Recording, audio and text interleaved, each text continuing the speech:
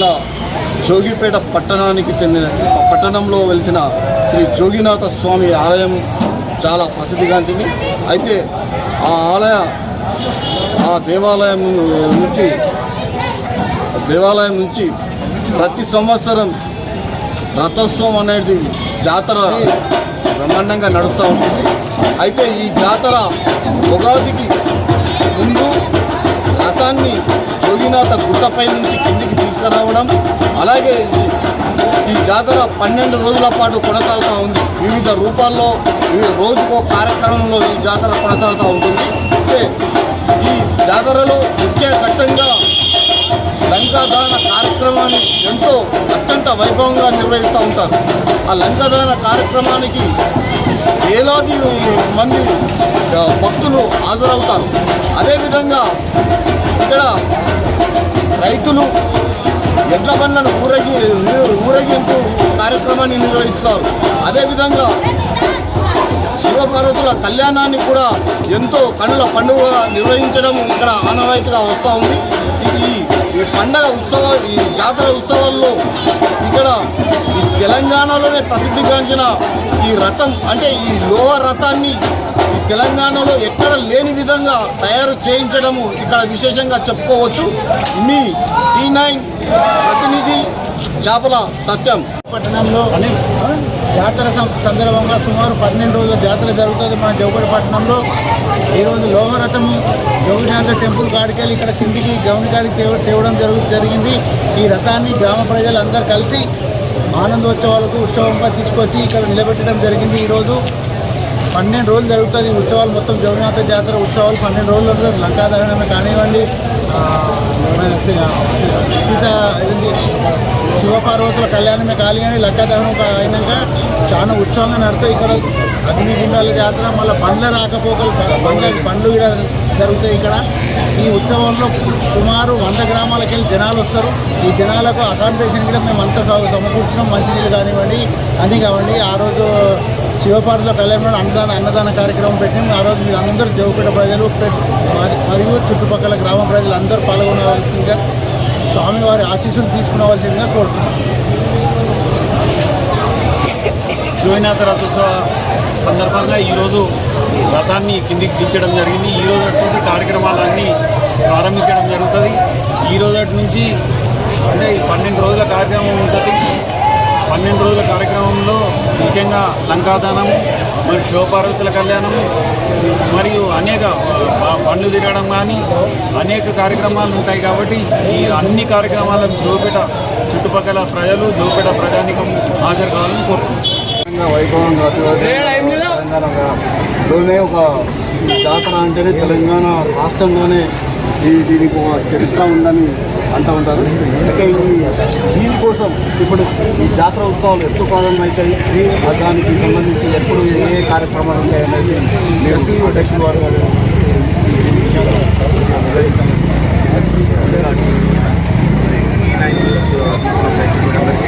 నమస్కారాలు.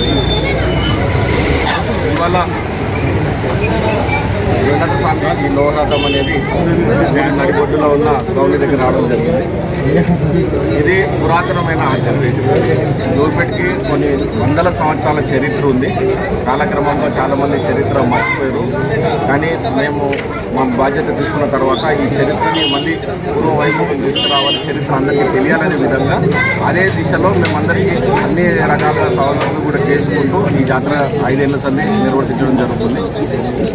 గతం నుంచి చూసుకుంటే చరిత్రలో దాదాపు 1957 నుంచి కూడా మా దగ్గర 12 మంది ఆనవాళ్ళతో సహా ఉన్నాయి. అప్పటి నుంచి కూడా అంటే తెలంగాణ ఏర్పడిన తర్వాత కూడా ఈ జాతర అనేది జరగడం జరుగుతుంది.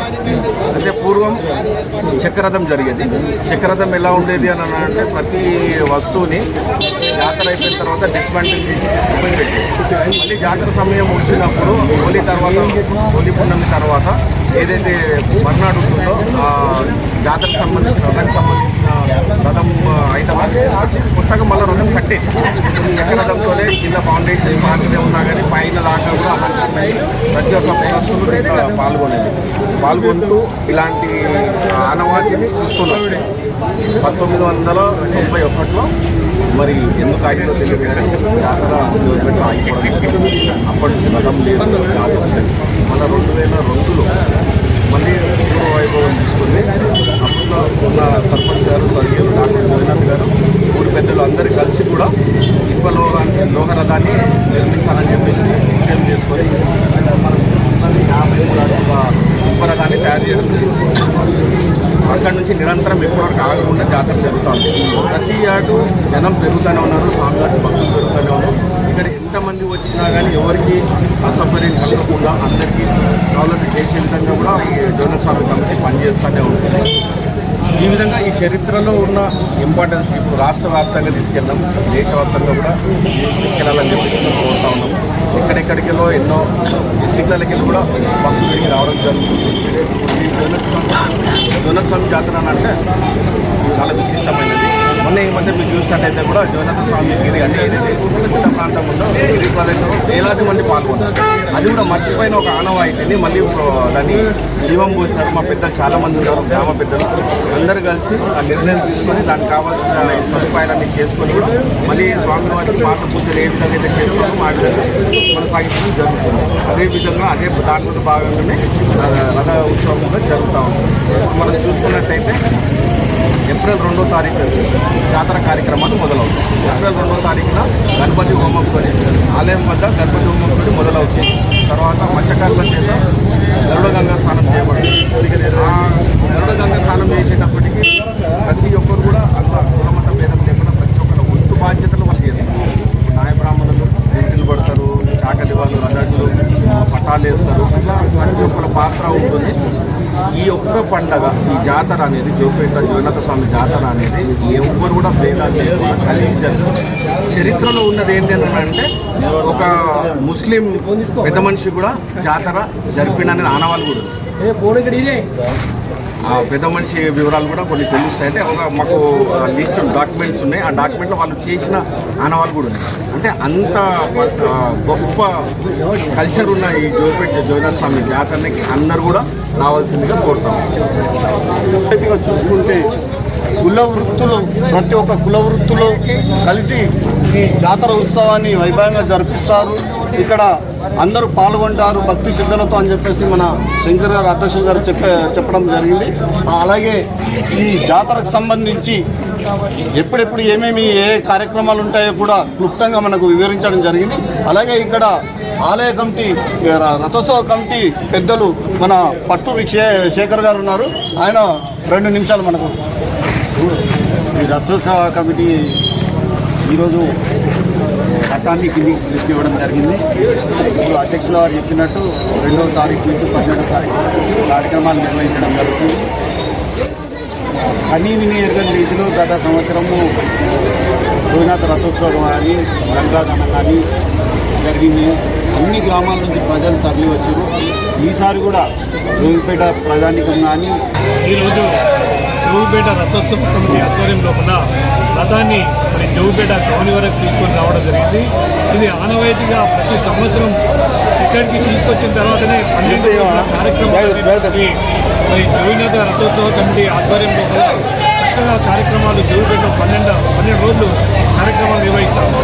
మరి బండ్లు తిరగడం కానివ్వండి, మరి అగ్నిగుండాలు కానివ్వండి, మరి శివపార్వతుల కళ్యాణం కానివ్వండి, మరియు చివరగా లంకా దహన కార్యక్రమం అనేటటువంటి ఈ జోగిపేట రథోత్సవ కమిటీ ఆధ్వర్యంలో 12 రోజులు కన్నుల విందుగా నవ్వుతో ఉన్న భవిష్యత్ అన్న రీతి లోపల జోగిపేటలోనే ఇటువంటి అద్భుతమైనటువంటి కార్యక్రమాలు జరుగుతూ ఉంటాయి. మరి ఇటువంటి కార్యక్రమానికి రథోత్సవాన్ని చూడడానికి చుట్టుపక్కల ఉన్నటువంటి 100 గ్రామాల నుండి ప్రజలు తండోపతండాలుగా వచ్చేసి మరి ఈ కార్యక్రమాన్ని కన్నుల విందుగా వీక్షిస్తున్నారు.